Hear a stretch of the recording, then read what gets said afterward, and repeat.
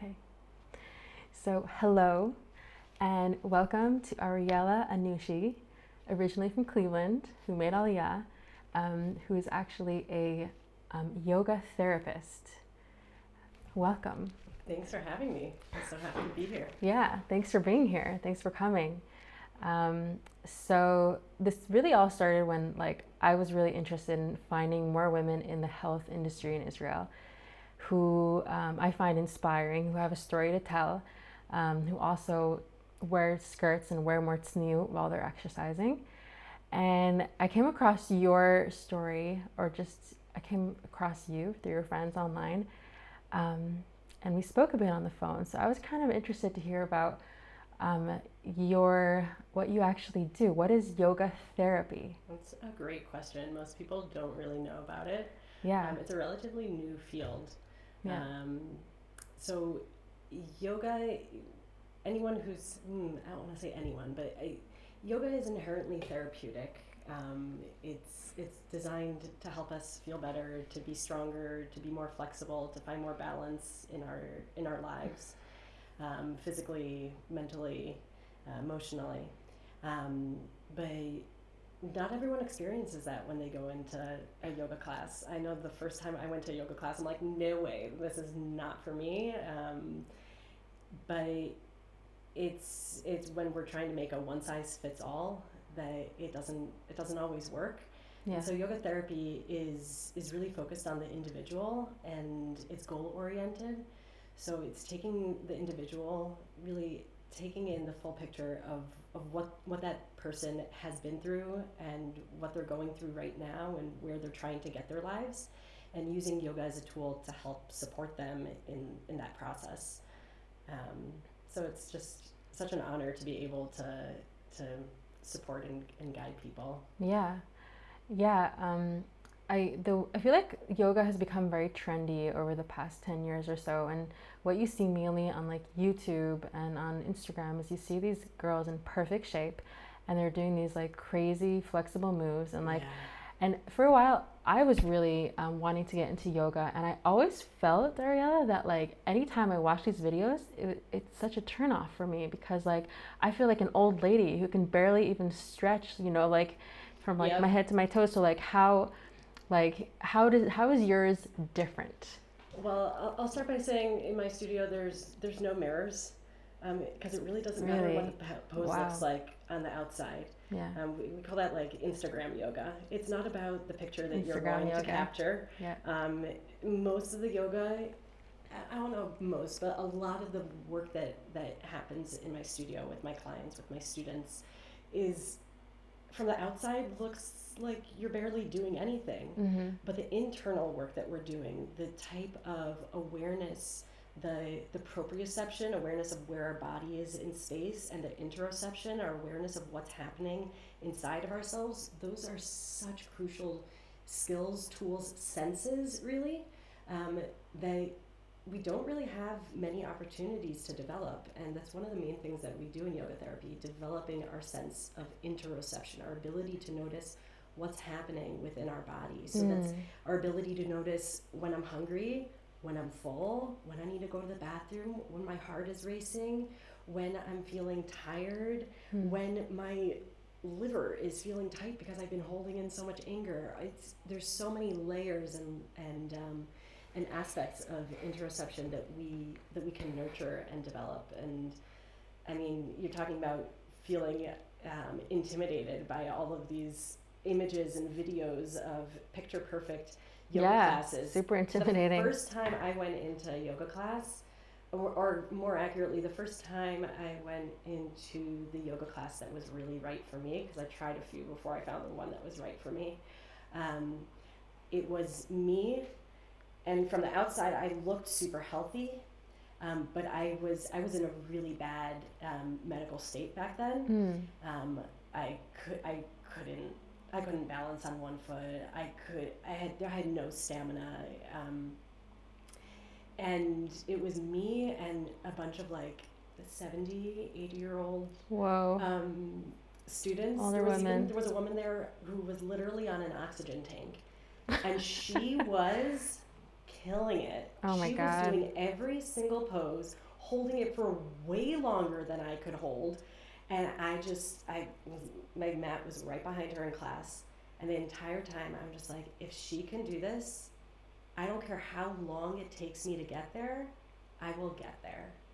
Like, she's doing her thing on her mat. I'm in my journey, my process, my challenges, my struggles, my strengths, my abilities, but I can improve. And when we're able to hold on to that knowledge, that belief, that deep knowing that whatever situation I am in is not going to last forever, and I have the ability to actively make a change, and it means showing up. It means doing the work. Like, no one can do the poses for me, right? Yeah, yeah. It's not like when you go to like massage or physical therapy where someone's like, okay, this is what you do, and I'm gonna Yeah. loosen up these muscles. Yeah. No one's doing it for me. I have to show up, which is a lot of responsibility, but that's also where we get the most benefit. Yeah. Wow, so your initial inspiration came from like a 70, 80-year-old on an oxygen tank. She was rocking it. That's great. Oh, I'd love to meet her. So this interoception, just out of curiosity, like, do you have like a quick exercise that like we can right now on the spot, like kind of like get connected to something, I don't know, and like, Yeah, absolutely. yeah, like tell me. So let's What do I need? You need your body. Okay. That's the only prop you ever need. Everything else is just extra. Yeah. So bring one hand to your heart if that's comfortable for you, and bring the other hand down to the abdomen. Okay. My teacher likes to call this home base. Home base. Take a moment to let your feet find the ground, and if you're sitting, let your butt find the chair, let your sits bones find the support. And if it's comfortable for you, go ahead and close your eyes. If it's not comfortable, let your eyes get a little bit heavy as you turn your awareness inward. And tune in to your heart. See if you can hear, feel, sense, imagine the beat of your heart. Now, don't worry if your answer is no, because it can be challenging. But as we invite ourselves to notice the beating of our heart, we might encounter different thoughts. And we can acknowledge those thoughts without becoming involved with them, and refocus the mind back to the heart.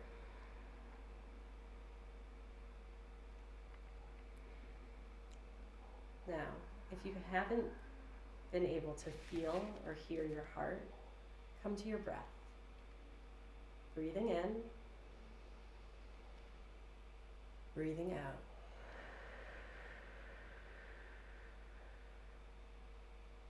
Notice what it feels like as the breath flows in through the nostrils. Notice what it feels like as the breath flows out.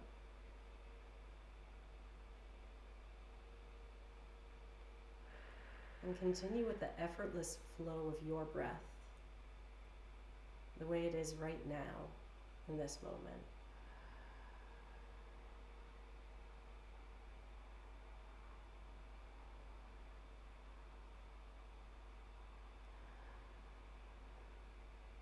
And you can pause and do this for as long as you'd like, noticing the different sensations in the body, the movement of the chest, the lungs expanding as they receive the breath,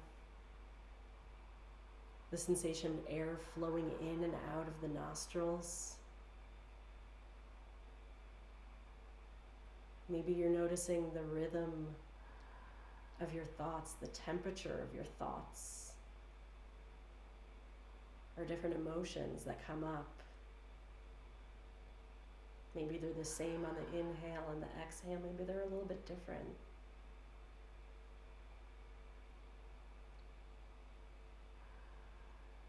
And I always like to end a practice, no matter how short and sweet it is, with a quality of widening.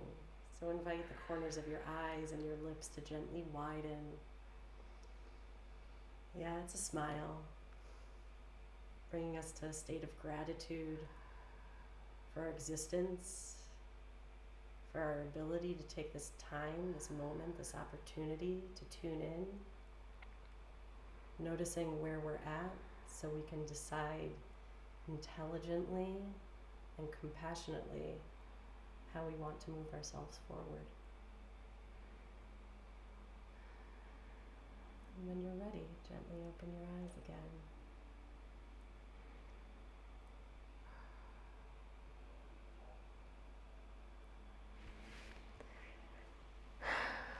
Thank you. My pleasure. I feel like breath in general is such a thing to be grateful for, because it's like it's an abundant commodity that, like, you know, it doesn't cost any money, Yeah. and you could just take it and like rely on it. That's interesting the way you phrased it. We can take it or we can receive it. Right? Yeah. It's Yeah. always around us. And what's really interesting when you understand the biomechanics of what happens when we breathe, Yeah. the diaphragm is the primary muscle engaged with breathing. There are all sorts of secondary muscles that are there to support the breathing, but the primary muscle is the diaphragm. And when we use the diaphragm to breathe, it lowers and widens, and it shifts the pressure inside the lung. It decreases the pressure inside the lungs. So atmospheric pressure is greater than the pressure inside of our lungs, and we basically are creating a vacuum, and air flows into us, right? When we're in a state of taking, we end up using our secondary breathing muscles, the muscles in our neck and shoulders, and we take breath, right? And we cause a lot of tension in this connection between the head and the heart. And when we shift back down to the diaphragm, we become in a state of receiving. And when we really think about it on a bigger picture, Hashem is constantly surrounding us with the gift of breath, the gift of life. And the question is, how much are we willing to let go of what no longer is serving us, what no longer is nourishing us, to make space to become a kli, a receptacle, to receive all of the brachot, all of the presence that Hashem is offering us. Yeah.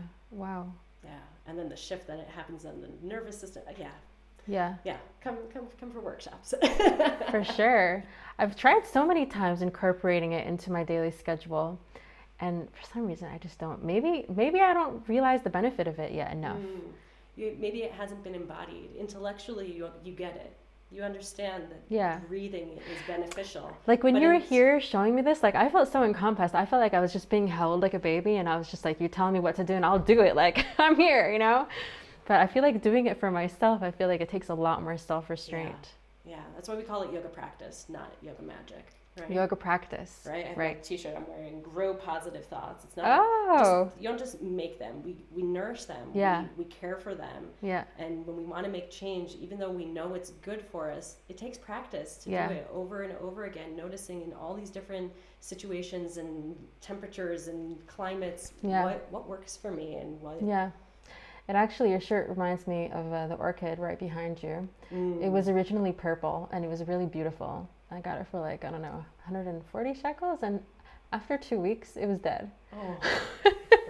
I was like, what am I doing wrong?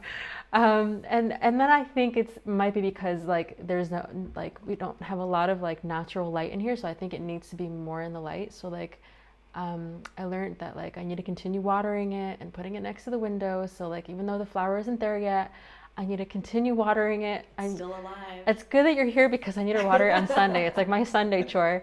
But yeah, maybe it's also like that with like our thoughts. Like you can water it again and again, and sometimes you won't really see it so fast until you are consistent. And then you really see it sprouting like the flowers on your shirt. Exactly. Consistency over time. Yeah. Where are we putting our attention? Where are we putting our care? Yeah. So you're saying that there are two ways of breathing. There's either breathing more forcefully from a higher place over here, or there's breathing from like a deeper place. I feel like maybe the deeper place is like less effort or like less strength. It's a little bit more complicated, and there's definitely more than two ways of breathing. And for anyone listening, like your breathing is okay. Like it's gotten you this far. Yeah. A lot of people, when they start learning different breathing techniques, they get all caught up like, I'm not breathing right. Someone teach me how to do it right. Yeah. So you're alive. You're good. Yeah. Yeah. There's different different qualities that we can explore through the breath, through movement. You know, what does it feel like when you have your hands out like this when you're talking to someone, right? All of a sudden, notice the energy between us as you sit with your hands open. Yeah. And then just go like this. Right. What? Right. So there's something rejecting here, something more. Well, in shul, yes, my mom always lifts her hands up every time Birkat Kohanim comes up. And you want to hear, like, in the beginning, I was really skeptical of it. And then, Ariella, I found myself doing it. Yeah. And, like, I'll put my sitter down and, like, I'll lift up my hands, close my eyes. I'm like, yeah, there is something. There's definitely something. And this is where I'm a yoga therapist, but I also am an embodied Torah educator. So my background before I started doing yoga, I was actually studying to be a Judaic studies teacher, Tanakh, Gemara, Chassidut, and there's so many things that we do by rote. Like, oh, this is what we're supposed to do. These are the checklist of what I'm supposed to do. But what happens when we bring that quality of interoception, of proprioception into our practice of Judaism? Yeah. And suddenly all of these rituals that we do take on a whole different meaning, a whole different experience. And it's incredibly powerful. Yeah, there's a lot of people in Judaism. There's Or Halev, that they organization that organize meditation retreats. I actually went on one of their meditation retreats. It was great. 3 days of silence. And then also there's something called Torah yoga. There's a woman. Have you heard of Diane Bloomberg? Absolutely. I think, right? Is that her name? Yeah. So she I met her and I went to one of her classes. I got her book. And it was really interesting, like throughout the yoga practice, she was talking about, I think it was either the Parsha or about the alphabet. And it was really through the moves. Like we would be practicing one move and then she would be teaching us about one idea and the next move, another idea. How does that compare to what you do? So you can hop over to Yesod Blocks and check out the podcast that I did with Rav Zev Bannett called Embodied Torah. Okay. We talk about a lot of different concepts there, and hopefully soon we're going to be doing some workshops. Cool. In person, which is going to be really exciting. Who's he? He is the founder of Yesod Blocks, Torah scholar, and he takes all sorts of complicated Jewish concepts from halacha, hashkafa, Kabbalah, and makes it really, really accessible. Is that what Yesod Blocks is? Oh yeah. So the foundational blocks of Judaism, and helping to integrate the spiritual into the structure of like halacha, but also being able to see how halacha is in everything. It's all one system, and when you can understand the system, it totally shifts our understanding and our experience of it. Yeah. So like when I think about my yoga practice, it is all in service of my Shabbat experience. How does that materialize? When I go to light my Shabbat candles, that is, I think the highlight of the week for me, right? Accepting Shabbat. It's one of the mitzvot that women are actually more obligated in than men. Not that men are not obligated, but it is ideal for a woman. If you have a man and a woman in the household, it's ideal for the woman to be lighting the candles, not the men. And so, like, what special opportunity do we have? What is it? What's special about women, right? And I think that the way we're designed, we're intuitively more aware of the cycles that are happening, the shifts that are taking place on an intuitive level, but also on a structural level. The way halacha is built, we're instructed to be more aware of our cycles and the effect that it has not only on ourselves but our household. And for me, when I go to light candles, it's how, you know, when we're talking about the breath, right? We have the inhale and the exhale, and we also have this pause in between, right? And so we're going from the week, we're going throughout the week, we're building up. Everything in the week is preparation for Shabbat, and we have this little moment of pause before I shift. We say that we get a neshama yitera, we get a new neshama on Shabbat, right? Yeah. So what is that experience like? How am I accepting How am I shedding the neshama that takes me through the week and making space to really receive my Shabbat neshama as fully as possible? So throughout the week, I'm always checking in. What kind of support am I getting? What kind of flow and connection am I getting through my body? Taking the breathing practice that we're doing, where can I invite the awareness of my breath to reach throughout my body? There are some days where I can feel it everywhere, and there are some days where I'm like, ooh, my left pinky is just blocked off. I cannot feel my breath. I cannot even imagine my breath reaching there. But what happens when we really let this gift of life that Hashem is always, always offering to us, and we accept it fully, right? And then we take the light of Shabbat and we let it fill us, and then we go into Shabbat like that. Wow, it's a powerful experience. Yeah. So I mean, that's just one example. I think probably my favorite example of embodied Torah, but learning how to stand, how to sit, how to transition from standing and sitting. We have our daily tefillot, right? Yeah. And all of these things we can learn so much about ourselves, and we can learn so much about the world and Hashem and our experiences and the way the world is affecting us, but also the way we're affecting the world. It's not stam. We're not just doing these motions. They're making real shifts on levels that we're not always consciously aware of, but it's there. Yeah. We're not always aware of the impact we're making on the world around us. Right. I really liked your comparison of the in between the breaths, when you're breathing, and then like before you breathe out, there's like a little gap. I actually head of our Torah recently about Shabbos, how it's like a time, it's a different sphere of like reviewing your week. It's a sphere of like reviewing, just like you review a business plan. You have like these moments where like these breaks, or once a month you go and like review what's happening. And I compared it to gliding. So when I was taking swimming lessons, I found myself getting exerted very, very fast. Yeah.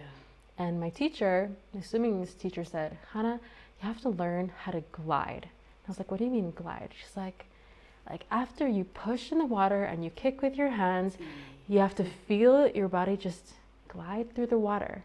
And I tried it, and I felt incredible. Yeah. Like suddenly I had so much more strength, and I was moving so much faster. Yeah. That I kind of feel like Shabbos is gliding. Absolutely. It's gliding through the week, and like when you keep it properly and when you fill it like with content of like spending it around good people, singing and like spirituality, then you really feel like the Shabbat just lets you glide. Yeah. And it's all the preparation that we put into like, what's the quality of the stroke? What's the intention? What's the power? What's the strength that I'm bringing into it? That's going to shift how we experience that. For that sure. glide. For sure. It's the intention you put into it. And I think also with davening, with prayers, like it's so much the intention that you put into it. Yeah. And then also like when you ask for things in your prayers, like you don't always get it instantly, but it's gliding through life and like kind of leaving our ears open to like hearing what Hashem has to say to us, and like just gliding while you're getting the messages, while you're getting the answers. Yeah, my teacher likes to call it sitting in the synapses. In the synapses. So it's whether you're talking about the breath or gliding in the in water. Yeah. These are all reflections of what's happening in the nervous system. What happens when nerves are communicating to one another? There's this synapse. There's the jump in between from one nerve ending to the other. Yeah. And what happens when we can sit in that space in between? Yeah. Right? Yeah. We're not doing. Mm-hmm. We're just being. Yeah. Right? Practicing to be in this state of being. Allowing life to happen. Doing our work, doing our hishtadlut, putting in our effort, and also trusting in Hashem and trusting in the support that is always there. Yeah, it's really powerful. I think it takes a lot of practice. And I love it how you've practiced so much that you can already see if your pinky is like blocking off the oxygen. Like that's a Not high always, level of but yeah. focus. Like, I mean, it would be cool if I could like tell if like the oxygen is like flowing to like my nostrils or like, I don't know. There's breathing exercises to help you Yeah. discover that. Yeah. So, okay. So practically, like beforehand, you were telling me that like you're working with a 7-year-old. Yeah. Like, how does it, like practically, how does a class with a 7-year-old come about? Oh, wow. So I have to be very careful about how I talk for confidentiality. Yeah. A lot of the people that come to work with me are dealing with chronic pain, are dealing with conditions that they've been told there's nothing to do about them, that they just have to learn how to live with that. I mean, that's how I got to yoga. And doctors told me that there's no more surgeries that they can do, and the cocktail of medications that I was on was just going to be part of my life, and just learn to live with the pain that I was living with.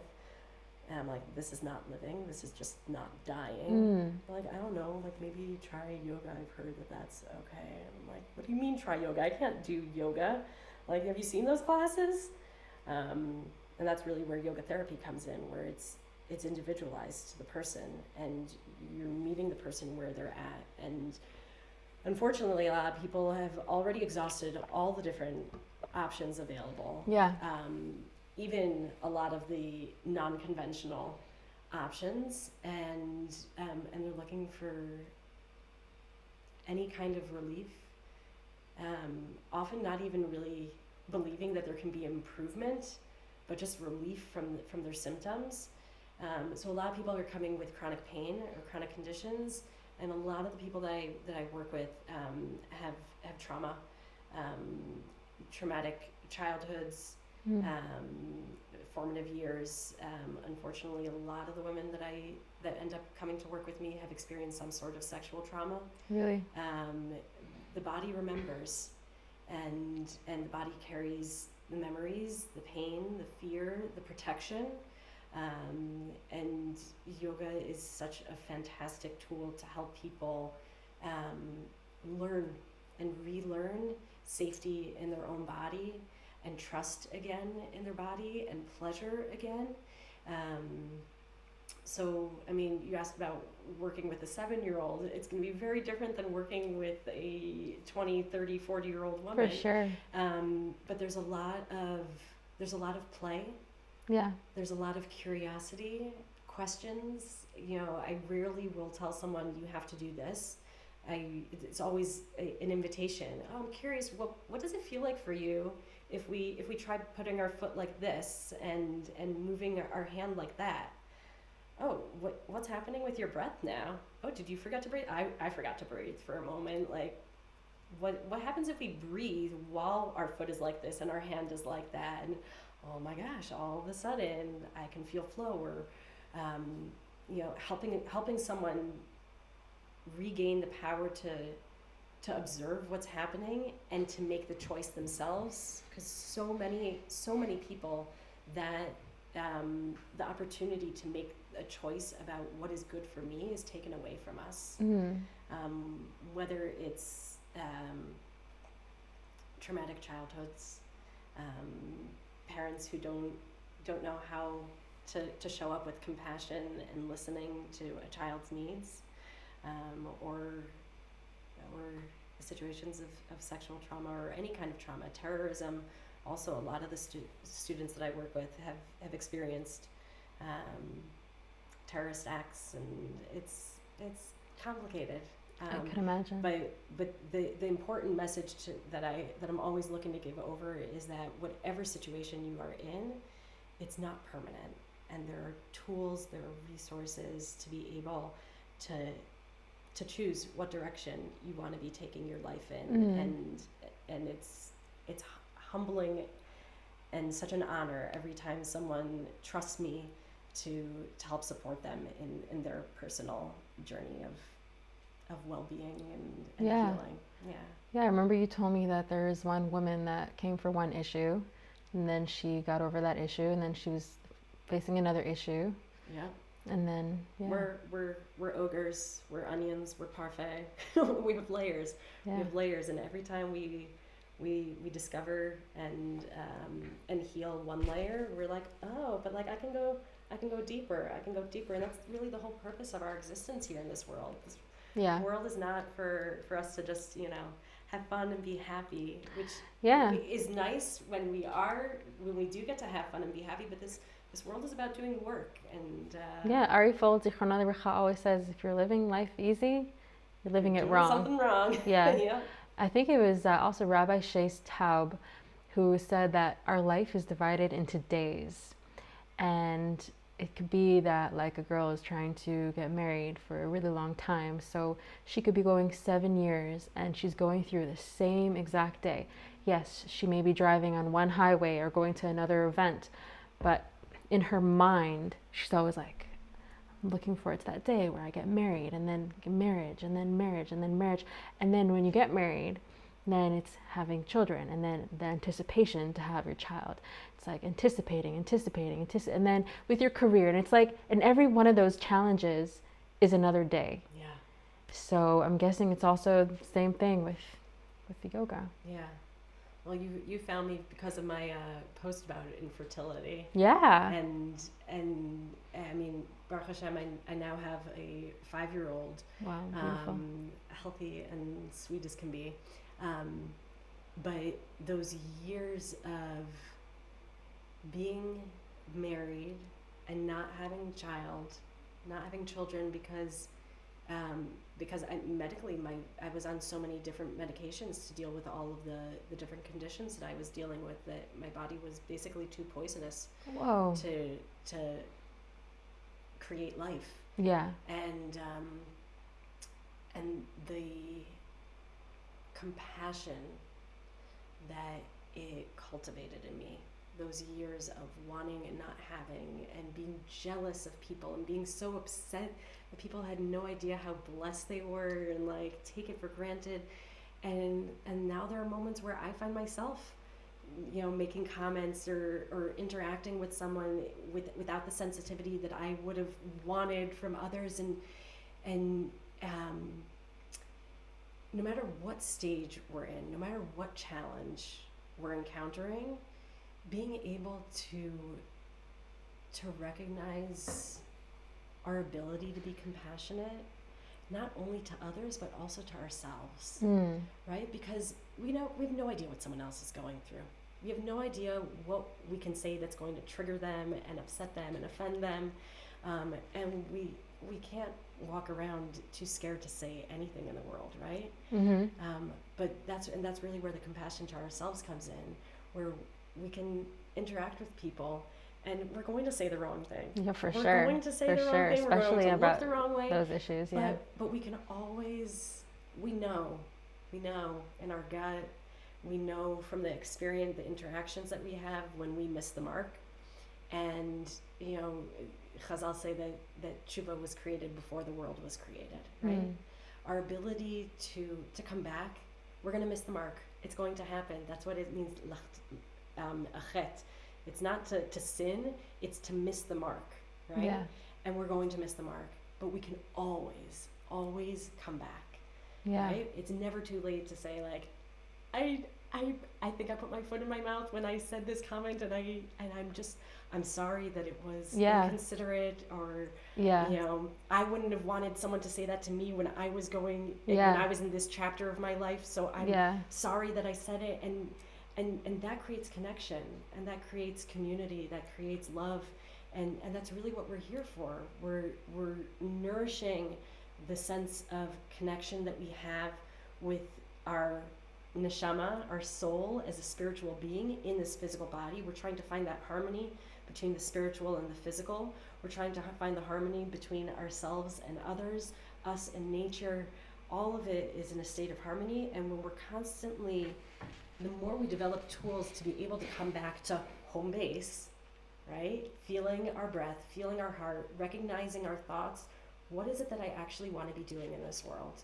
I want to be shining Hashem's light in the world. I want to create more connections and more opportunities for connection, and never create that severing that happens when we misunderstand someone or misspeak or yeah.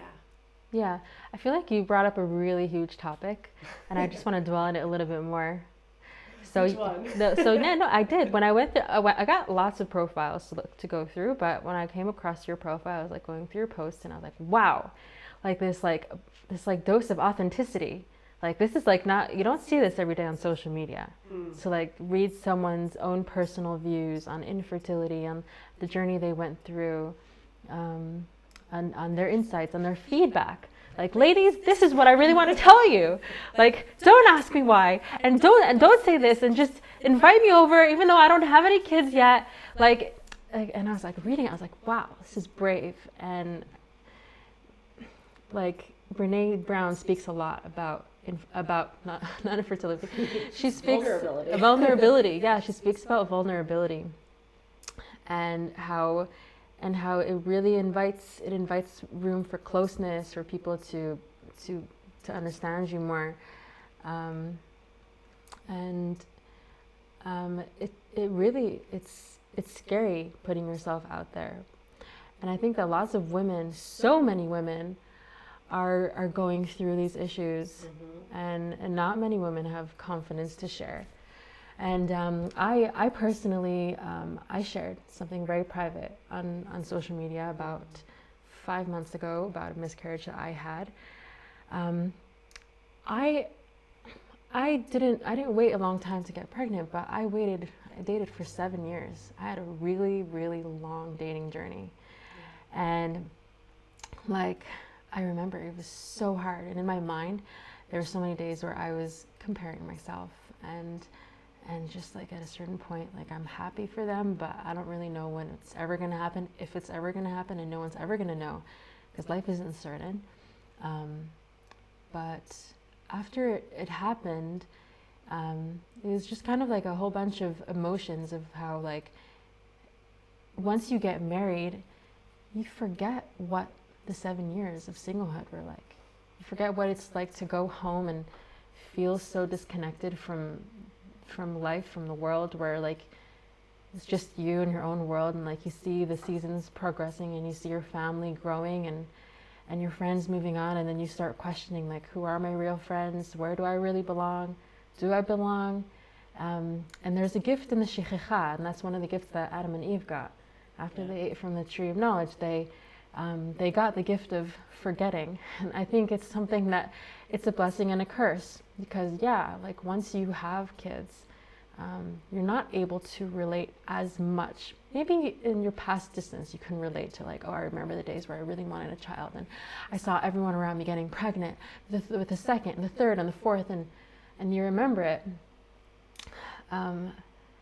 But it's important to, like you said, to find the areas where you could connect with the people around you, and to find the gratitude within your own life, to be grateful for what you have. Yeah. And that pain that you're describing, it's, on the one hand, we forget it. Yeah. But at the same time, the body remembers it. Yeah. On a cellular level, there's an imprint that all of our life experiences have on us. Yeah. And unfortunately, when we don't address those feelings, when we, I'm just going to push that sadness down, or I'm going to push that anger down, or I'm going to push that jealousy down, it gets stored in the body, right? And so we want to there's no such thing as a bad emotion, right? There's a place for anger, there's a place for sadness. Yeah. And if you block it, it just bursts out. Mm-hmm. So being able to express them, it requires safety to be able to express our feelings, and for every person that's going to look and feel a little bit different. But being able to discover for ourselves what that safety looks and feels like, and then to be able to explore the different feelings, the different expressions of the layers of and depth of feeling that we have, then we can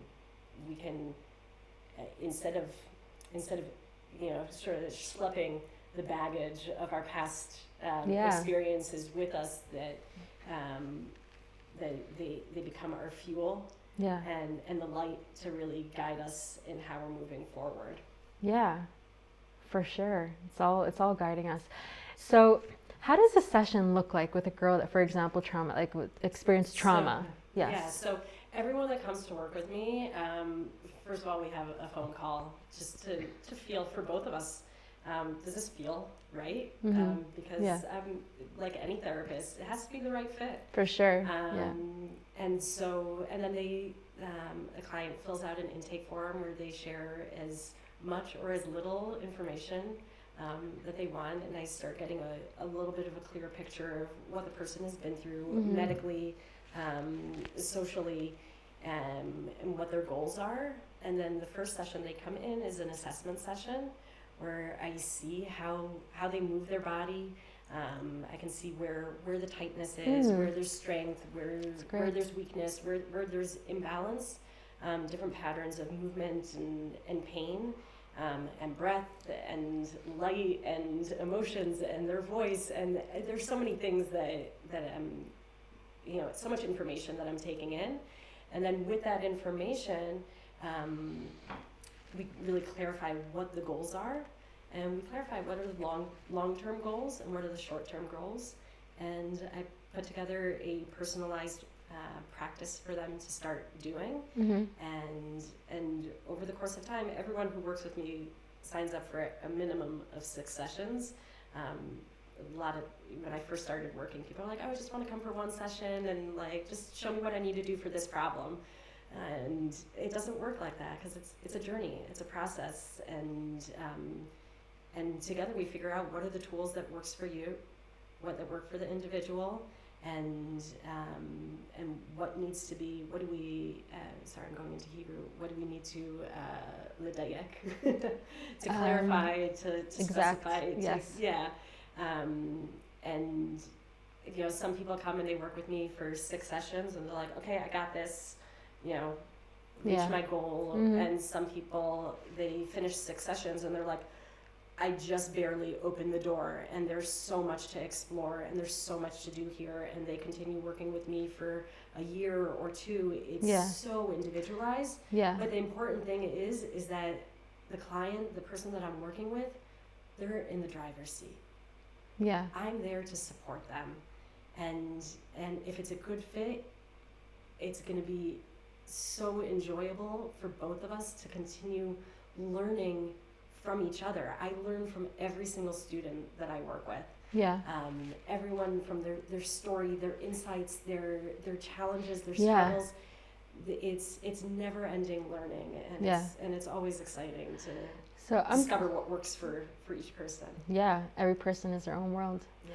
I'm just trying to figure out how a class looks like. So do you have a mantra for them while they're doing the practice? Sometimes. So every yoga therapy session is comprised of at least 3 components. There is some sort of movement taking place.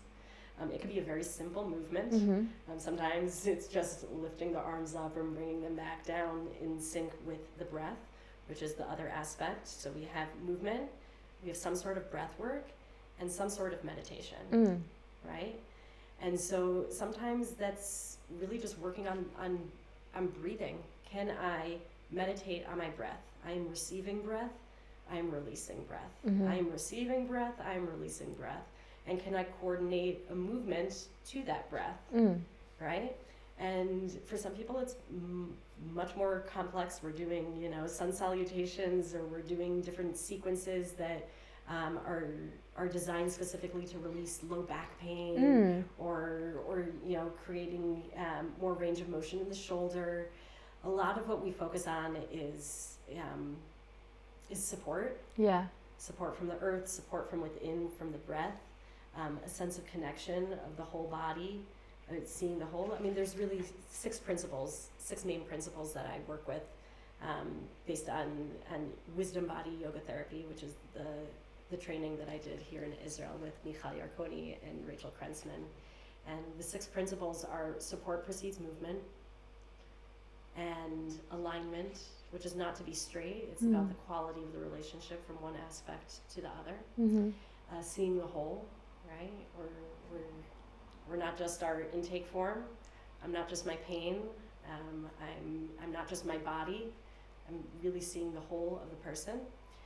Balance and regulation, balance and modulation, neuroplasticity, our belief and our knowledge and our knowing that we can learn, and the body can learn with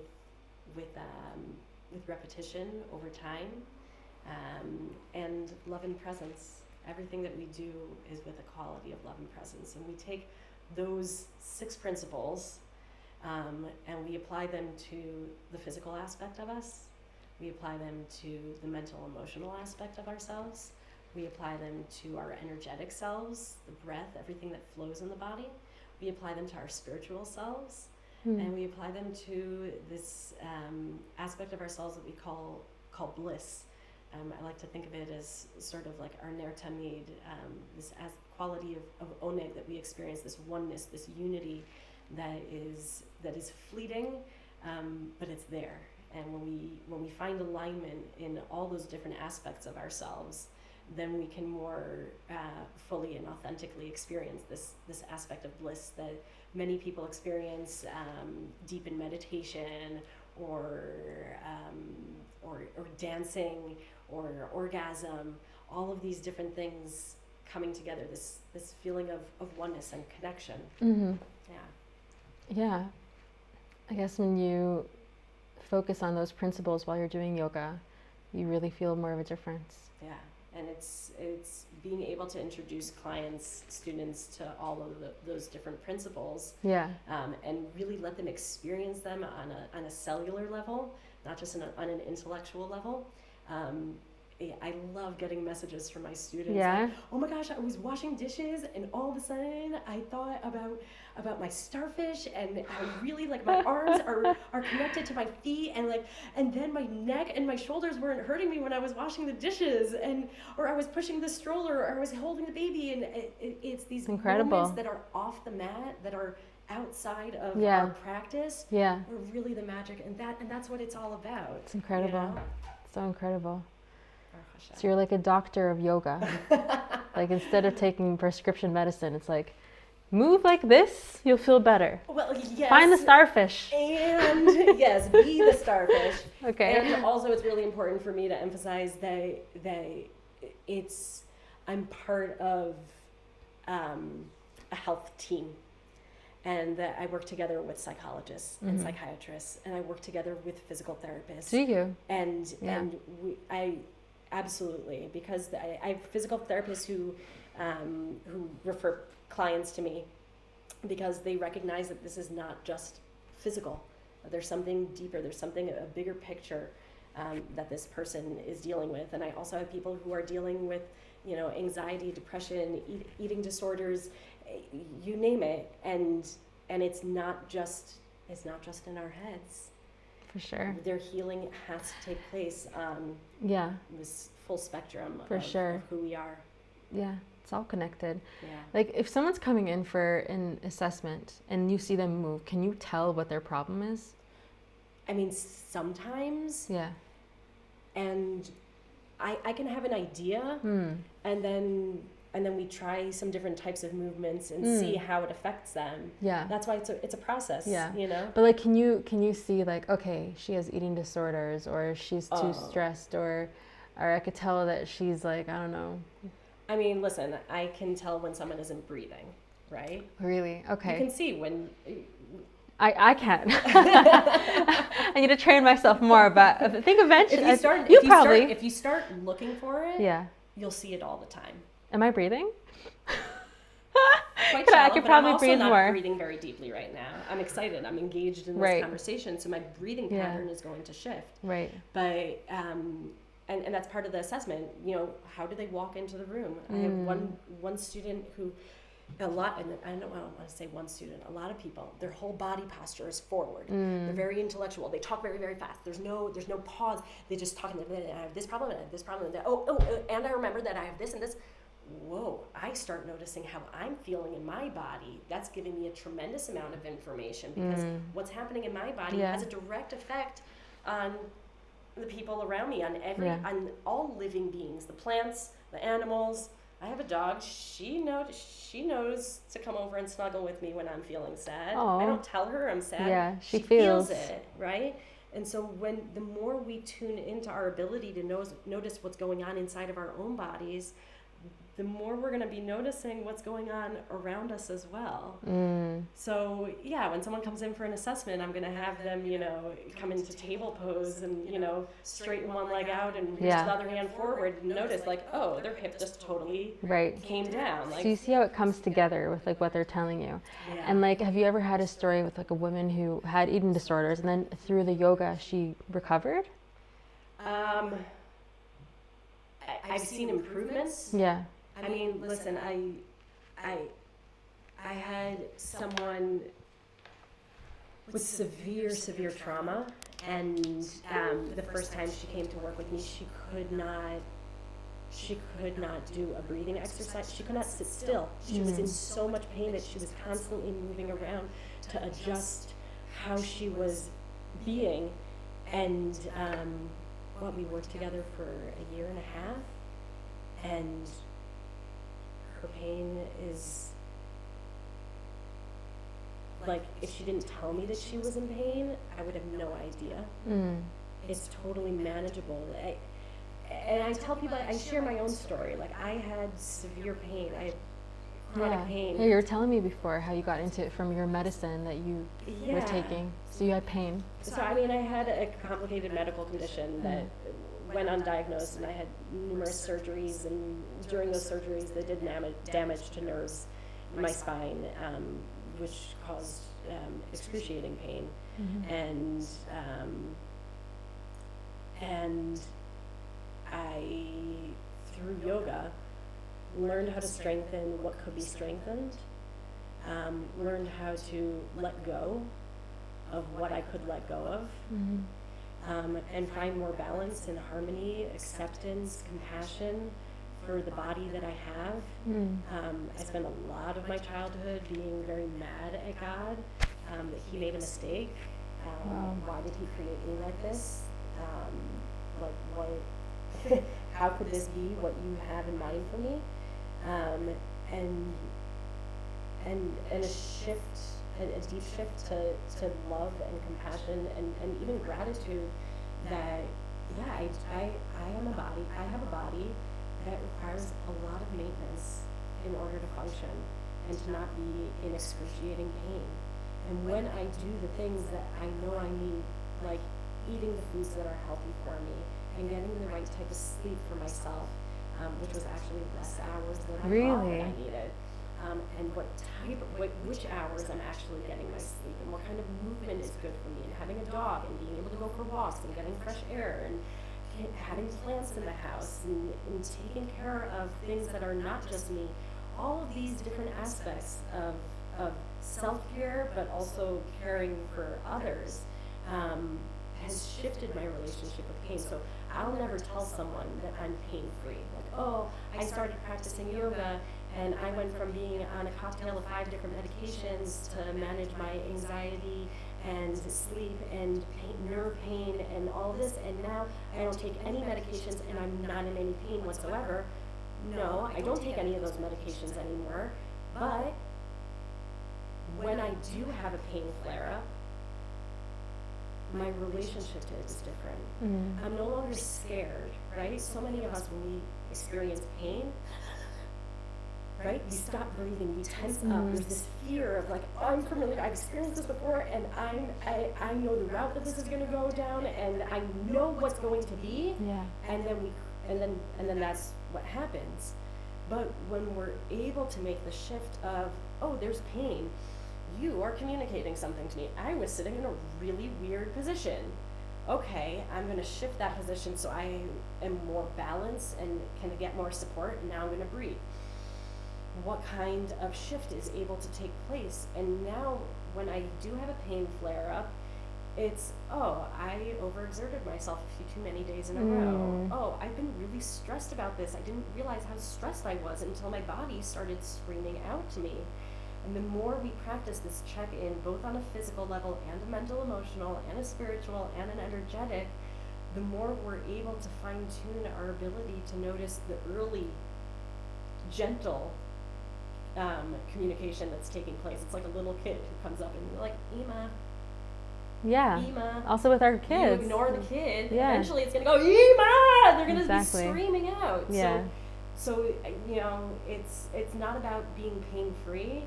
It's about shifting our relationship to pain. It's not about, you know, making the trauma that we experience disappear. It's about shifting our relationship with that experience. And you know, a lot of times there's necessary work to be done on with a psychologist to really unpack it. That's beyond my scope of practice. Yeah. My specialty is working with the body, but there are ways for the body to for us to encounter it safely and to release it and let it transform into a butterfly, right? Like butterflies. Awesome. Wow. Well, thank you so much for all these insights. My pleasure. And for sharing these techniques and these ideas. I think I'm sure there are lots of women out there who will appreciate listening and hearing. They're probably like they might be even driving on their highway right now and like, I have this thing, this pain. How do I get rid of it? Or I have this issue. Maybe I'll try Ariella Yoga. Anouchi. Ariella Anouchi's yoga. Yeah, yogawithariella.com. Yeah. So how can they find you besides the .com? So I have my website, Yoga with Ariella. I'm also on Facebook, Yoga with Ariella. Okay. Those are probably the main Great. ways. I'm Facebook and the website. Yeah. Great. People are pushing me to be more in social media, but it's my fine line and finding balance of being able to be authentic and vulnerable. You know, hopefully with time I'll be able to be even more vulnerable with larger audiences. Okay. Yeah, with your time. Oh, and one last thing I wanted to ask. How do you find, how does SNU to meet your schedule on a day-to-day basis? SNU, it's not just how we dress, it's how we carry ourselves, right? And so, you know, most of the people that I work with are women, so I get to wear my leggings and my t-shirts and be comfortable. But SNU is also being aware of who I'm working with, and you know, I don't need to have skin tight clothing in order to practice yoga, right? And sometimes it's even more appropriate to be more concealed. It's not about how I look from the outside, right? I don't have mirrors in my studio. It's not about what I look like on the outside. It's about what we're experiencing on the inside. So whether I'm walking the dog in the morning, you know, SNU is how I'm dressing, but it's also how I'm carrying myself. You know, it's something that's always there ever since I was a little kid. I grew up in modern Orthodox environment and being very aware of my body and being in a co-ed environment, and on the one hand being proud of my body and not feeling shame around my body, which is something that unfortunately a lot of girls who grow up religious, we carry a lot of shame around our bodies. So being able to find those environments where I can be proud of my body, and also not be displaying it for others, but being proud of it in a modest way, where it's about me and my body and Hashem, and not me as an exhibition for other people to enjoy. Yeah. So I hope that answered the question. Yeah, that was great. Awesome. Thank you so much. We could keep talking for hours. We could. We could. I do still have questions, but I think I do need to wrap it up. But thank you. I really appreciate your time and you being here. And AriellaAnouchi.com. Yogawithariella.com. Yogawithariella.com. Awesome. Okay, thank you.